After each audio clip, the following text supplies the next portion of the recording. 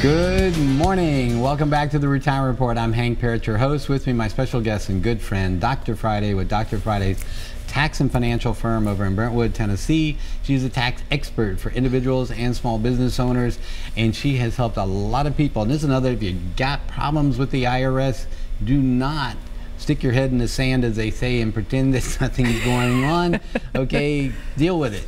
Yeah. All right, you're gonna be so much better off if you deal with it. I mean, there are solutions for people with tax problems. There are. Not always the solution people want, but sooner or later it's going to happen, because we have cases where we both know where they're taking people's Social Security. A lot of times people think, well, if I'm only living off Social Security, I shouldn't have to worry about it. No. I mean, Social Security is high enough above the poverty level, believe it or not, especially if it's a husband and wife. The government could say you can afford to pay us $150 a month or $200 a month. So yeah, you got to be very careful, and it's better to deal with it than to just like keep growing. This is one of the, exactly, you know, one of the things when it comes, this goes with what we're talking about, tax planning. You can ignore it, but all it means is you're going to pay more. Exactly. All right? This is why tax planning is so important. As I said, if you don't have a plan, you know, the IRS has a plan, they have a big plan. Good plan. Okay? And they're incorporating helpers now. With they've got the state of Tennessee and every other state in the union that are going to help them figure out ways to collect more taxes from you. And not just the state taxes, the state is now helping them collect federal taxes. Sure. Right? What else do they have? Oh, collection agencies, right? Exactly. They're hiring collection agencies now that'll get a piece of the money 15%. just to chase you and make your life miserable and make it harder for you to ignore them. All right, so these are the kinds of things. Their plan is expanding. You need to have a plan, and this is how your plan works. Your plan works to where you never have to worry about those kind of things. For one, you're paying your taxes, of course, but two, it's easier to pay your taxes because we're going to minimize the amount of tax you pay, so that you're going to be able, none of us like to pay taxes. I don't know of anyone that likes to pay taxes. Yeah. I don't like to pay taxes. However, at the same time, it is a part. It's like value, right? You go out to an expensive restaurant, you expect that it's going to be, right, a bigger bill. You're going to pay more for it. But you're expecting a value. It should be a great experience. The food should be, you know, when you're done, you should feel like it was worth the money, the value. Now, this is where taxes, it's kind of hard sometimes to see the value, right? But we do have value that we're getting from our taxes. Sure. Hopefully it's more, that's the key, is that we want to just pay for the value we perceive. Now, that may be harder, but here's what we're talking about. Minimize your taxes, right? So you get the services and the things that we get that we need, that we're paying those tax dollars in for, but we're not paying overly much. All right, who wants to pay more than they're supposed to pay? Not me. Right? If you do, they will take checks. You can contribute extra money. There's some charities that could use it. Here's where it comes to tax. Yes, exactly. You can probably find better places for it. So when it comes to how to reduce your taxes, think of it this way. When you're taking money out, you have a plan. All right? And this is really important. Understanding, as I mentioned before the break, that about the difference between tax withholding, okay, and what you actually pay in taxes. Right. They're totally disconnected. They're two separate things. Right. Okay, one is an estimate at best, and many times it's a very poor estimate, especially when we're talking now with payroll and stuff, probably a better estimate, but how you do your exemptions, you control how close that estimate is going to be. Right. Okay, and ignore the part about whether you're, you know, being accurate. Oh, let's see, I'm married and I have 2 children, therefore I can take 4 exemptions. Well, depending on your tax bracket and stuff, maybe you want, you know, to take 2 or 0.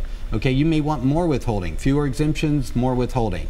All right, or if you're paying in, they could go the other way. But this is a part of it. You want to sit with your tax person, they should be able to help you figure that part out. Yeah, and I was going to say, and keep in mind, a lot of times with withholding, many people, they have capital gains that they're dealing with, they have rental properties, they have small investments. So if you work a job, it's a lot easier to have the money come out of a paycheck every single week or bi-weekly or whatever than it is to pay quarterly. So you can adjust that withholding to offset your income from other sources as well. And this is where I deal with it a lot when people are coming in. They're saying, I had a gentleman just this week, as an example, he's wanting to take a withdrawal. This is a very bad example probably, because I'm saying don't do it. Don't touch it. You know, this is a bad idea. Okay, well, one of the things in his calculations, he's thinking, well, last time I did it with, you know, I took a withdrawal, it was a 15% withholding. Well, yeah, because you took a smaller withdrawal because of the way that your tax situation was, and we calculated out for him what his tax rate would be on that amount of money, and thus we come up with a 15% number. In this situation, though, if you're talking about taking money out in a lump sum, that's going to bump you up potentially in a tax bracket, that's going to create maybe even some penalties depending on your age in terms of when you're taking it. Well, guess what? That 15% could turn into like 35%, 40% more. Okay, so this is where it comes in again on tax efficiency. This is one of the biggest traps people fall into. They're thinking, I'm going to take this big lump sum and I'm going to go do this with it. This is, you know, I'm going to go pay this bill. I'm going to go pay my car off. I'm going to pay my house off. I'm going to, whoa. Okay, of what value is it to pay those things off at what, you know, it's again, let's do an analysis. Let's come up with a plan. Let's figure out a way to minimize those taxes. You know, what good is it to pay off this mortgage and maybe you're only paying 4% or something, or 3% in today's world. All right, you're so worried about paying that off, and you're going to incur maybe 10% early withdrawal penalties. Maybe you're going to, you know, take out this lump sum amount that's going to cause you to have to pay a huge amount of taxes. You raise your tax rate up to 35, 40, 50%. Exactly, and we've seen that. I mean, that seems to be the #1 thing everybody wants to do, is pay off the mortgage, which seems absolutely ridiculous, because in most scenarios, if your money is in even just a safe investment from hanging out with this guy way too much, you're going to be making 5 or 6%. I mean, just safely, and my mortgage is 3 to 4%.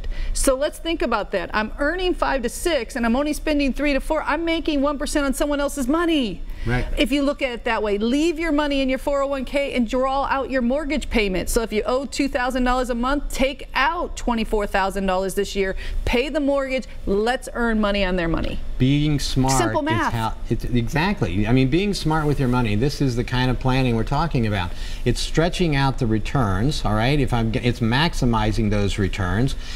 And one of the ways you do that, of course, is you minimize taxes as well as you take it out. And it's just about, again, planning. Well, let's see, if we take, instead of taking it out all at once, I showed a client one time how to pay off their mortgage.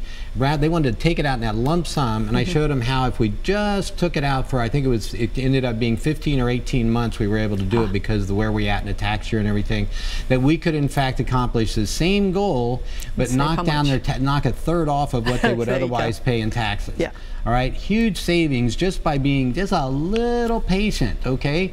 This is the same thing when it comes to looking at your 401k again. If you're thinking, oh, I've got $1 million saved, okay, as an example, $500,000, pick your number, 250, 255, do I hear $1 million, do I hear $1.5 million, $2 million, all right, whatever it is, the taxes are a big important part of that. All right, if you look at that, whatever that number is, and you cut it in half because of poor tax planning, how confident are you now about your ability not to run out of money in retirement? And not only taxes, but keep in mind, Social Security plays a huge part in this, because sometimes when people take out, a lot of times they'll come to us and say, oh, it should only be 15%, I'm only taking $35,000 out. But yet the husband and wife are both on Social Security. They're making $45,000 on Social Security. That now kicks Social Security in to be taxable. So now you've got, for every dollar you took out, another dollar that's being taxed through Social Security, which puts you in a completely different tax bracket. Another example of the planning part, because when we look at taking withdrawals, one of the things we're looking at, what is the impact it's going to have on the taxation of your Social Security benefits if you're taking Social Security.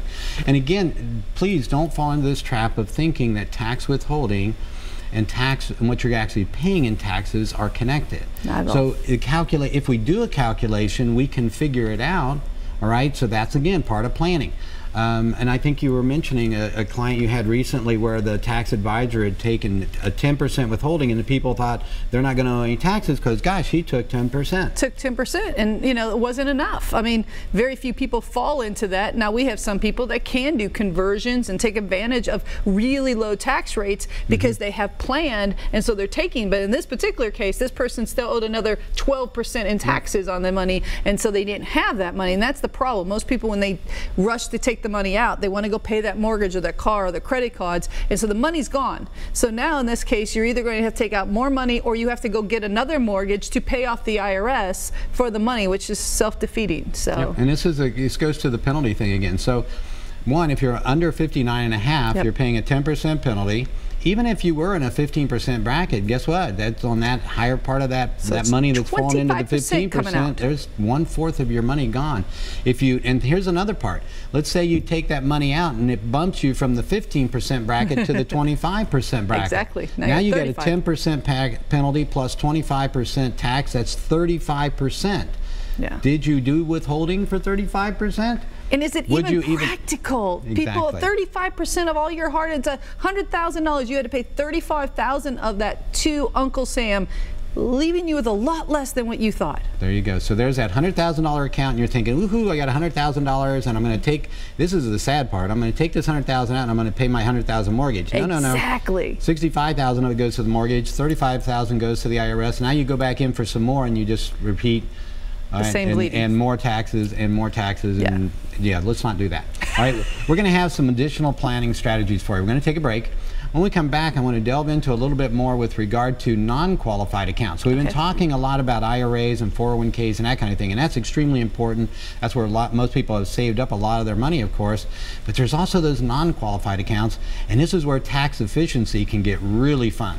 All right, here's some ways that you can reduce your taxes, possibly even to zero, okay, if done correctly. So join us here. We're going to be right back on the Retirement Report.